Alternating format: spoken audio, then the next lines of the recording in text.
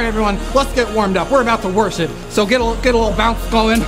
I know you don't have Cheetos, but I'm the only one who gets Cheetos. Don't forget to stretch. The stretch and my arm. I'm not used to stretching. How do you do this thing? Now go up on your toes, down, and here, up on your toes, down again. Okay, I'm really tired. I don't know if I can keep up with this thing. It's all about getting your body moving. You don't want to tear any hamstrings or shoulder muscles while you're praising God. You're praising Jesus. How do you guys do this for so long? I'm exhausted. Oh, cheater break. All right, let's get back into it. Get ready. Get ready. Here we go.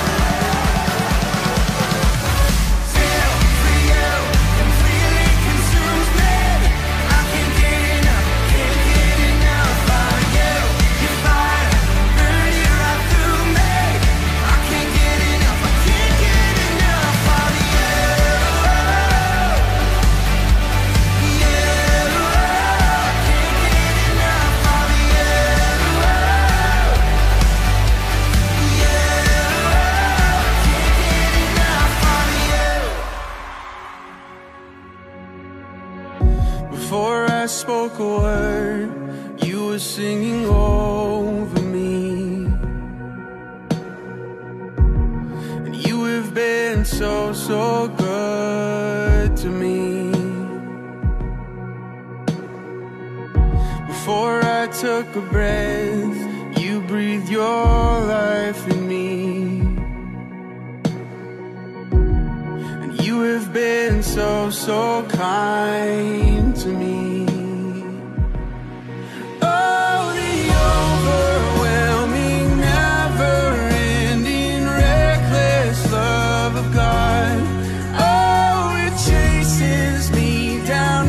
Still I'm found, leaves the 99. I couldn't earn it, and I don't deserve it. Still you give yourself away. Oh, the overwhelming, never-ending, reckless love of God. When I was your foe, still your love fought for me. Been so, so good to me. When I felt no worth, you paid it all for me. You have been so, so kind to me. And oh, the overwhelming, never-ending, reckless love of God. Oh, it chases me down, fights till I'm found, leaves the 99. And I couldn't earn it, and I don't deserve it. Still you give yourself away. Oh, the overwhelming, never-ending, reckless love of God.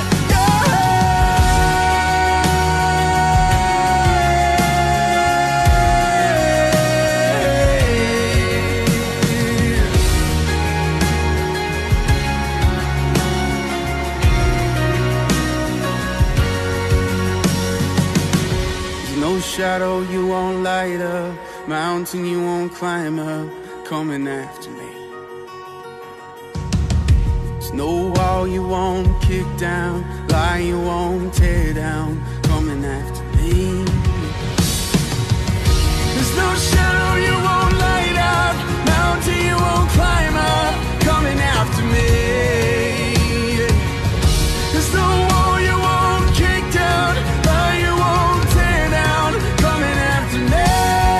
Oh, the overwhelming, never-ending, reckless love of God. Oh, it chases me down, fights till I'm found, leaves the 99. And I couldn't earn it, I don't deserve it. Still you give yourself away. Oh, the overwhelming, never-ending, reckless love of God.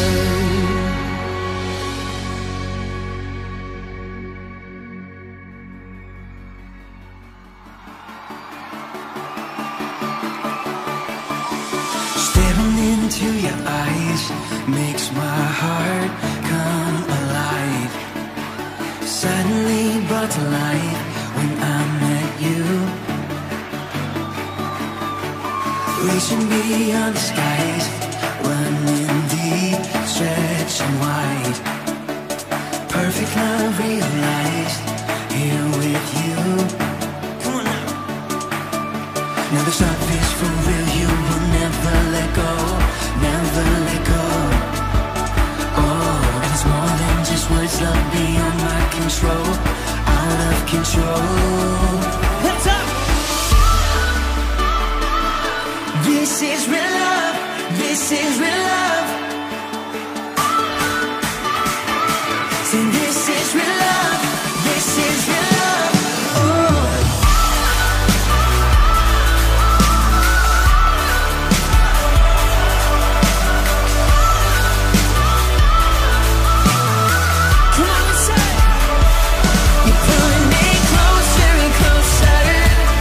Holding my heart till the very end. Jesus, I'm found in your freedom.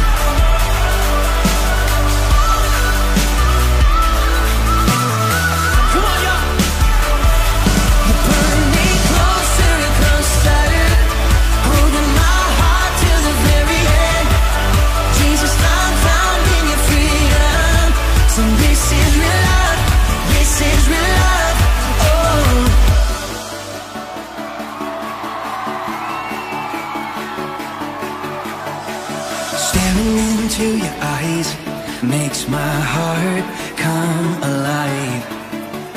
Suddenly brought to life when I met you. 1, 2, 3, jump! This is real love. This is real love. This is real love. This is real love. Oh.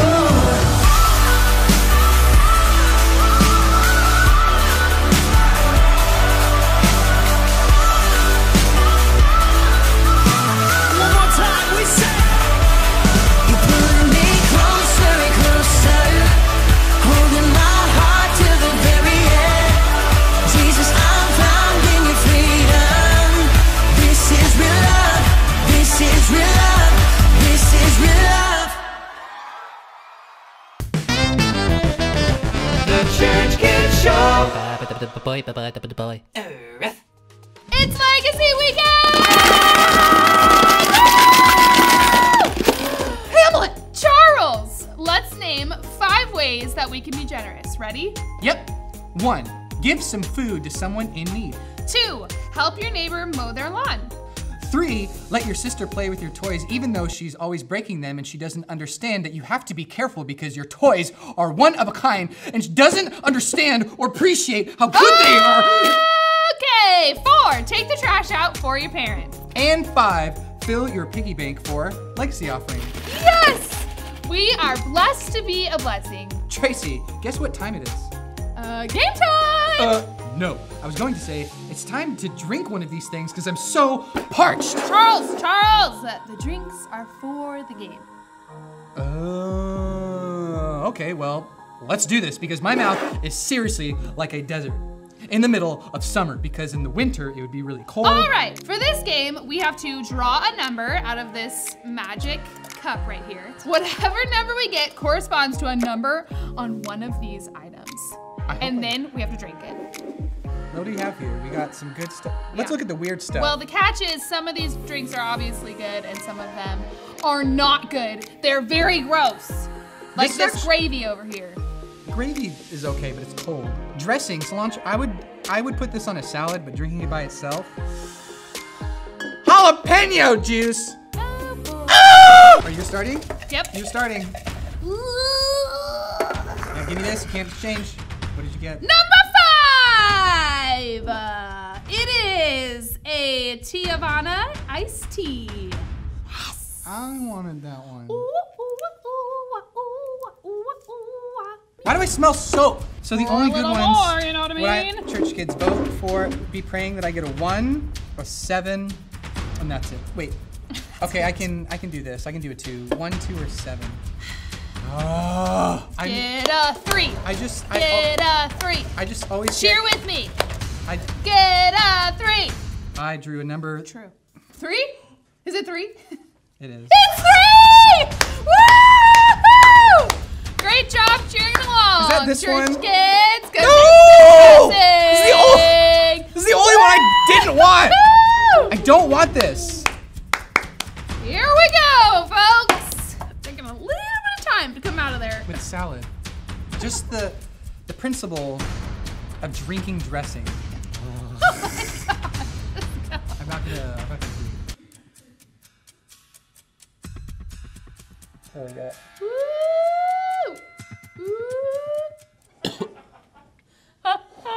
Woo!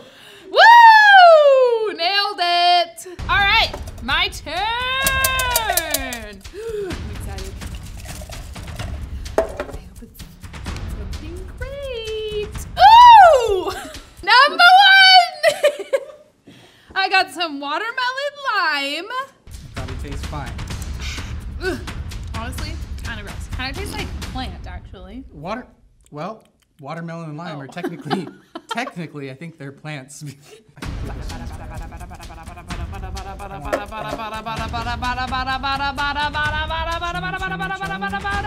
God, I ate. The syrup! Well, Not bad. I can do this. It's still There not are great. worse things. There are. I keep burping. Ugh! I keep getting that dressing. Here it is. Okay, I don't want to have to go to the doctor.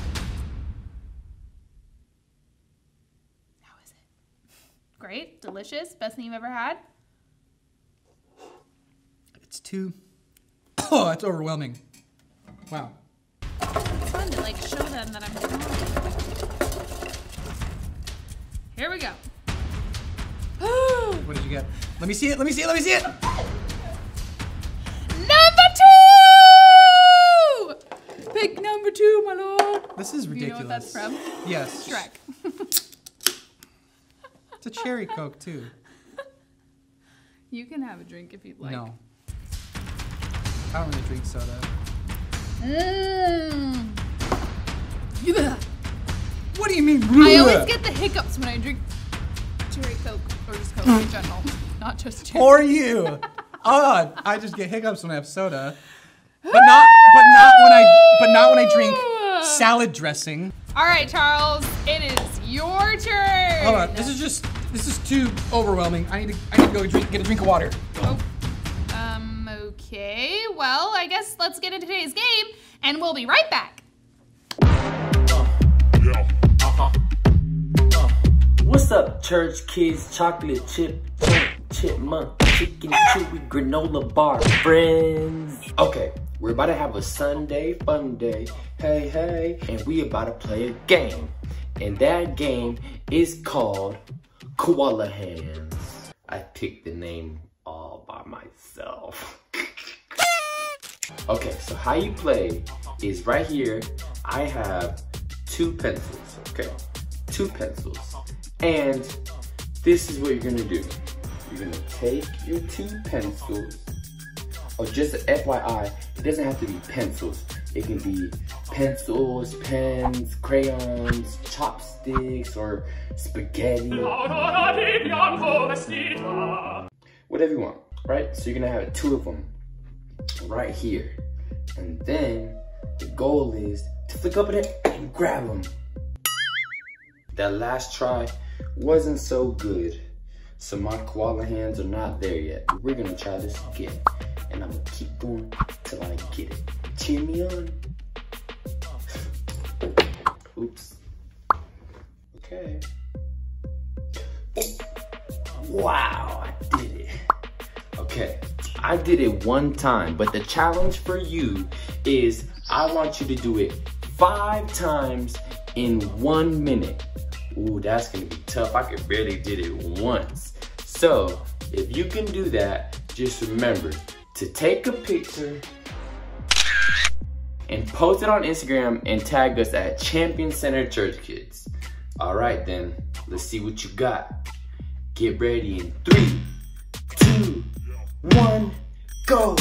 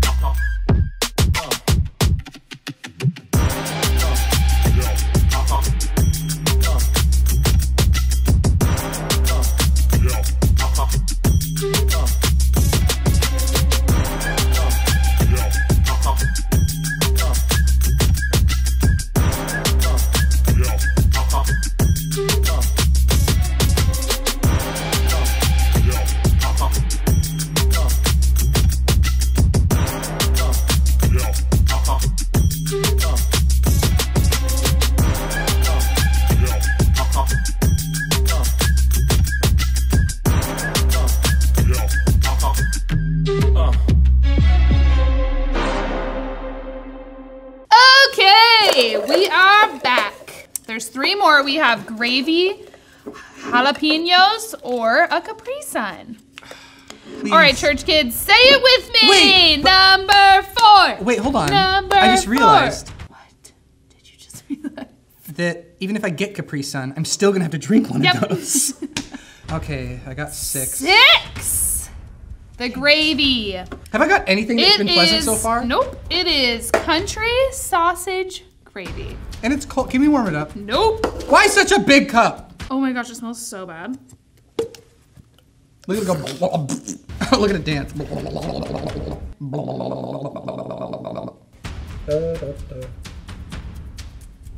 You got it. Here we go. Let's go. Okay, once I breathe, it's okay. It's very normal. It's just gravy. I've had it warm. I'm okay. All right, here we go. Oh, I got it. Number 4. Jalapenos. Yes. Oh. Woo! Just in case. That smells Spicy. very spicy. Spicy. Okay, I don't feel bad about losing. here feel I angry. go. You're gonna chew it? Okay, that was not much of it. It's honestly not bad. It just tastes like. Put some gravy next to it so you get that smell. And some dressing. Where's that dressing? Ooh, it's spicy though. Yep. Like right here, it's spicy. I swear if it does not say number 7. Number 7. Yeah, give me this Capri Sun. It's over. It's over. We're finally done. Oh, I smell it. Hold on. Tracy, do you remember our memory verse? Yes, I do. Church kids, do you remember our memory verse? Tracy, we can't really hear them, remember? Like, we're in a different room. Right. Yeah. Anyway, our memory verse is give and it will be given to you. Good measure, pressed down, shaken together, running over, will be put into your lap. For with the measure you use, it will be measured back to you. Luke 6:38. You know who is really amazing at explaining our memory verse? Professor Cheeto. Yes! Take it away, Professor.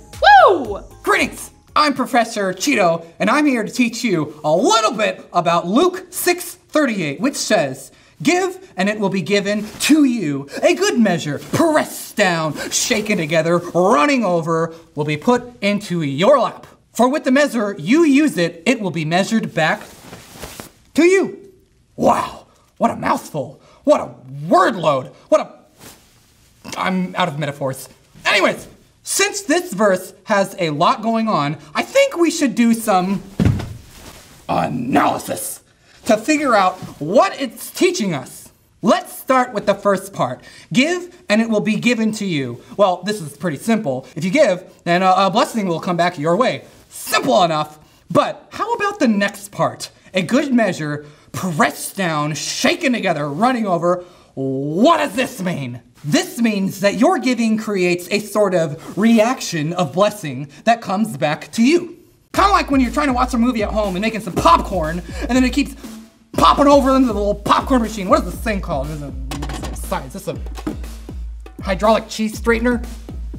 Well, I guess to make this example, I have to do this. And, whoa! Wait, you gotta put the popcorn kernels in.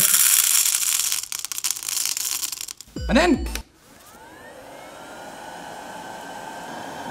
this could take a while. Hurry up, popcorn machine! We don't have all day. This is kind of like a musical instrument, church kids. Look at it! Running over! How am I supposed to enjoy this sophisticated storyline in this film when the popcorn keeps bamboozling my sitting space? There's too much! I don't know what to do with it all. Pressed down, shaken together, and running over. Well, this is running over for sure. There's not enough space to hold it. Ha! You see, after we give, the blessings can be so great that we can hardly handle them because it's overflowing. Kind of like this popcorn bowl. Look at this mess. Well, that's all the time I have for today. See you next week for some new experimentation. Not as good as Cheetos. Now, can we get a vacuum or something? I don't want to miss out on seeing how Elsa gets out of the fort. You're still recording? Good gravy, shut it off!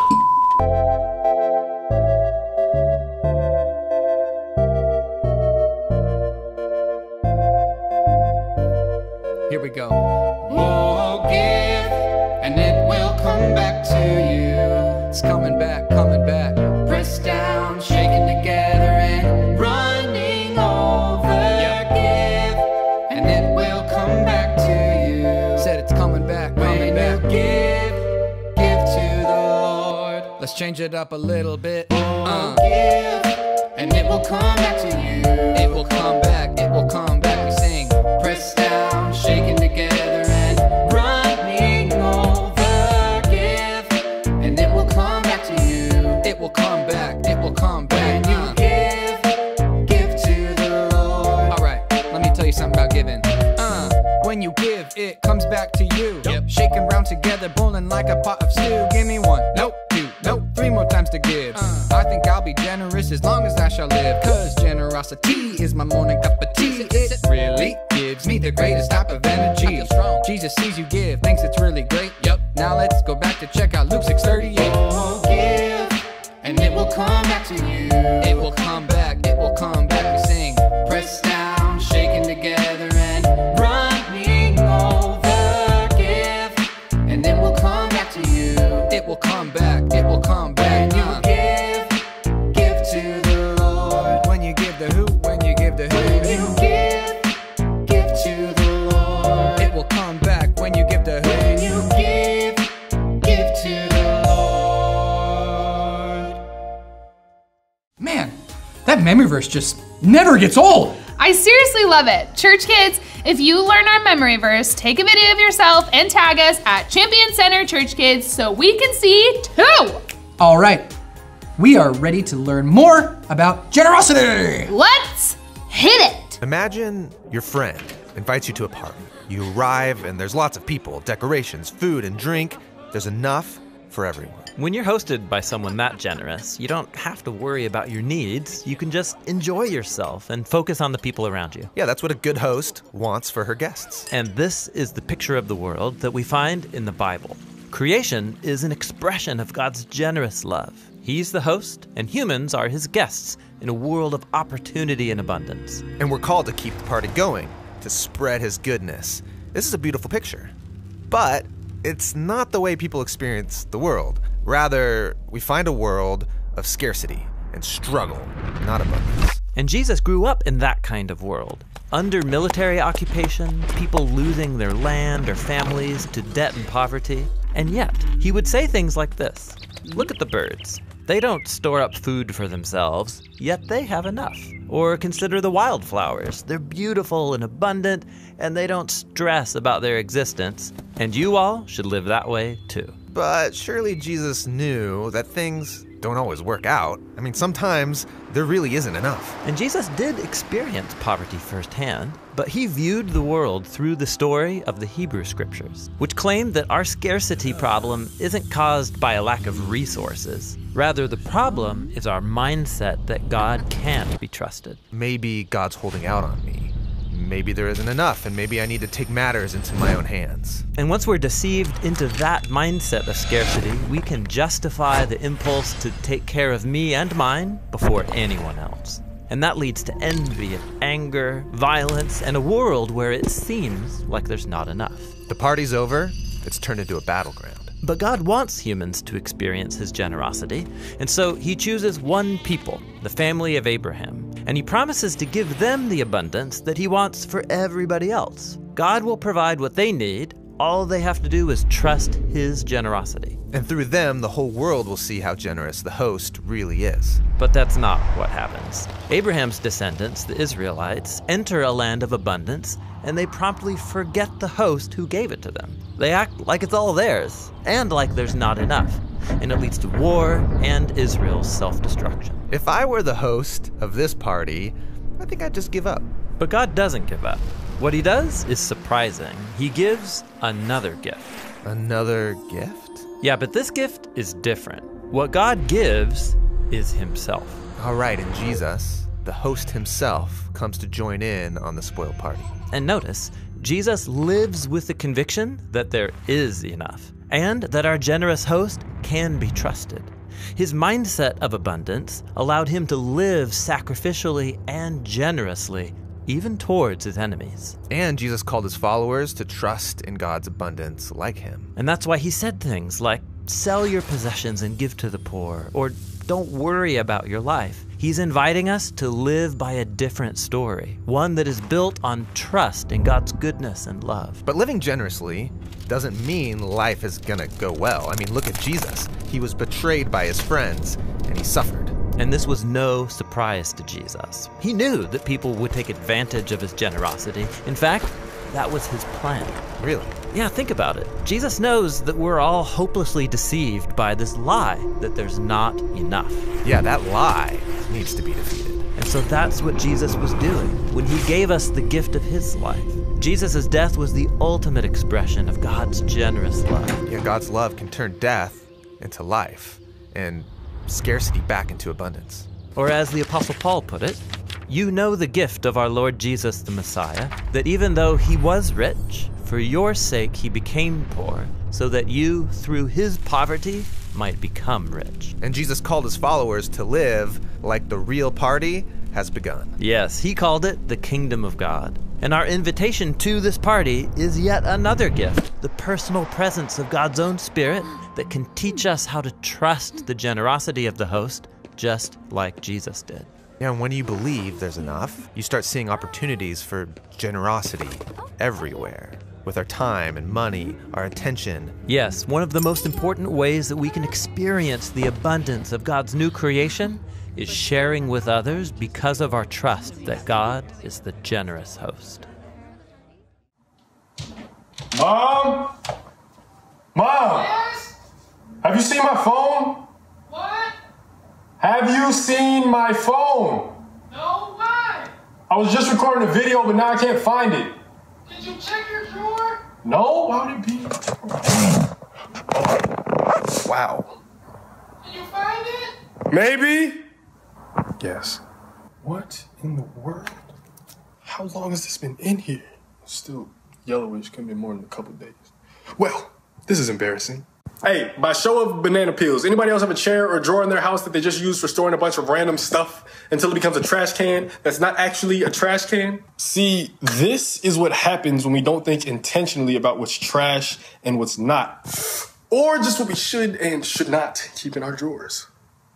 And if you think about it, our hearts are actually pretty similar. Throughout the days, weeks, and years in our lives, there's a lot of junk that we receive from others, pick up, and hold on to when we never even needed it, wanted it, or a lot of times asked for it in the first place. But we keep these things because we like the way that they make us feel, or we just get too lazy to clean it up, and then we get used to the junk being there, and then it starts adding up and getting in the way of how we should be living. One example of junk can be how we receive praise from people. Now, don't get me wrong, compliments are great. However, when I start storing them up in my heart the wrong way, I slowly tend to lean towards living for the approval of people rather than the approval of God. And junk can even be bad, like emotional pain. We live in a fallen world, and sometimes people will hurt us, or we will hurt others. But instead of choosing forgiveness, letting go of what happened, and moving forward with the peace of Christ, we'll hold on to memories and try to rationalize why something happened. But Jesus doesn't call us to live our lives like that. Nah, that's not what he wants for us. In Matthew chapter 6, verses 19 to 21, he commands us not to store up perishable treasures on earth, junk, but rather imperishable treasures in heaven. If our hearts are full of junk, then what's gonna flow out? Holding on to stuff that we need to let go of gets in the way of our call to selflessly serve others and live like Jesus did. So understand that the desires of our heart will always reflect what we are treasuring or holding on to the most.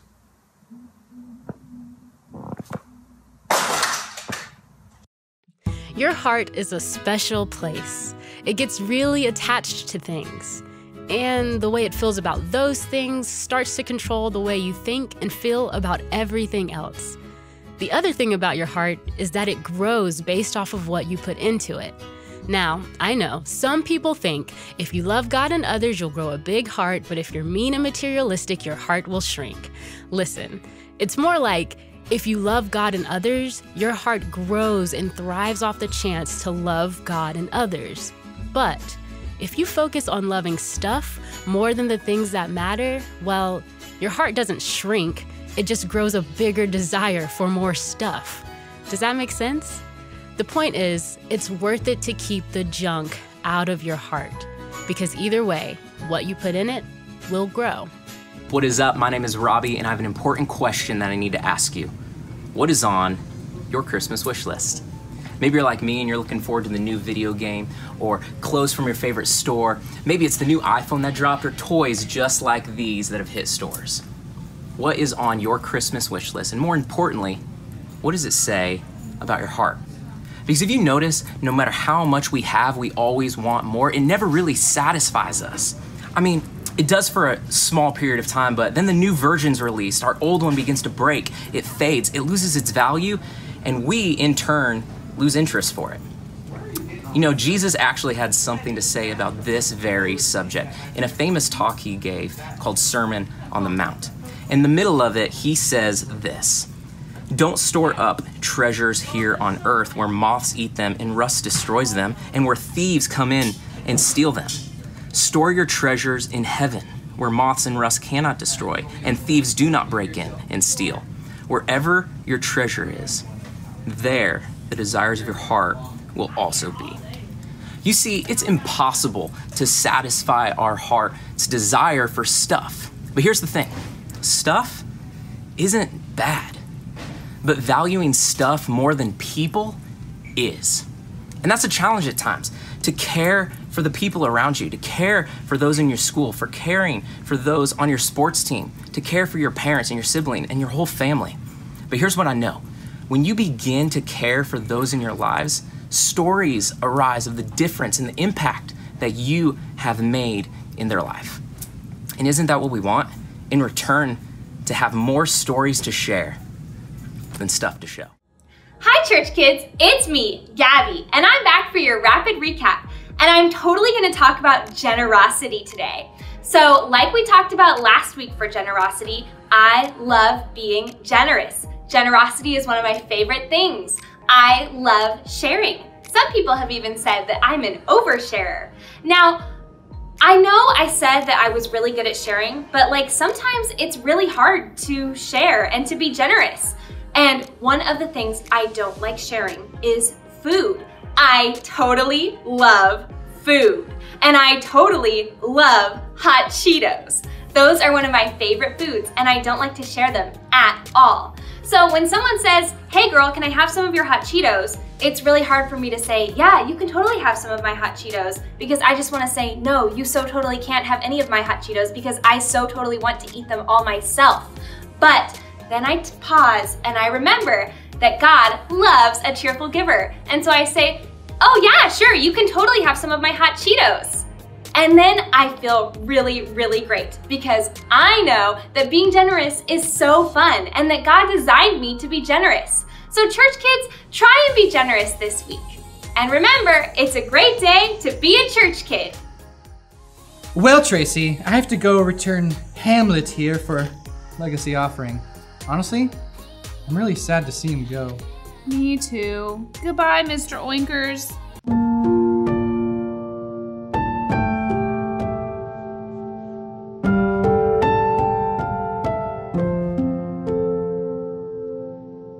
But we are being a blessing to others by being generous. That's right.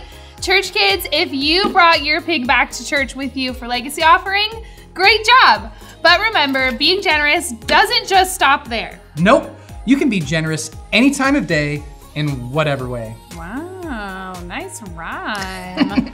Thanks. All right, church kids, have a great week.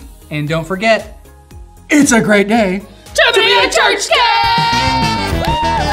The Church Kid Show! Bye.